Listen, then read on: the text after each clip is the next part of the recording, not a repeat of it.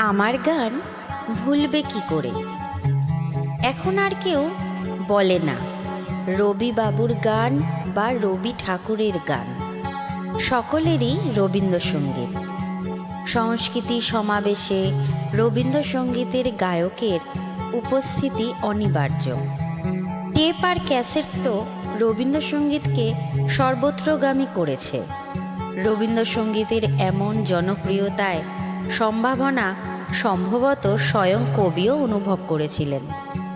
মৈত্রেয়ী দেবীকে বলেছিলেন, দেখো রবি ঠাকুর গান মন্দ লেখে না। এরকম চলনসই তো বলতে হবে। চিনতে পাবে রজনীগন্ধার গন্ধ মিশেছে সমীরে। ধীরে ধীরে কম গান লিখেছি, হাজার হাজার গান।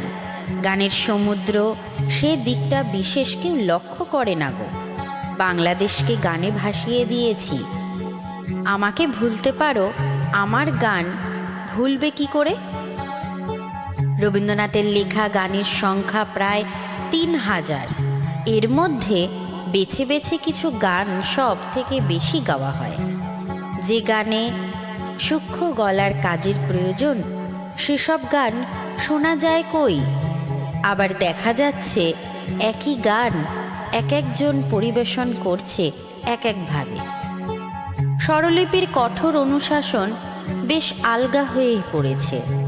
রবীন্দ্রনাথ তার লেখা গান প্রত্যেকেই নিজের খুশি মতো গাইবে, এমন কোনো সিদ্ধান্ত ঘোষণা করে যাননি। গানকে কবি মনে করতেন তার পরম পাওয়া।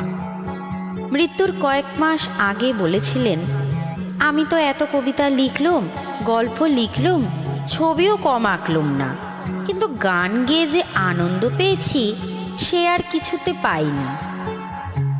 গান সম্পূর্ণ আলাদা জিনিস। গানের সুর যেন অসীমের সঙ্গে এক মুহূর্তে একটা যোগাযোগ ঘটে যায়, এমনটি আর কিছুতে হয় না।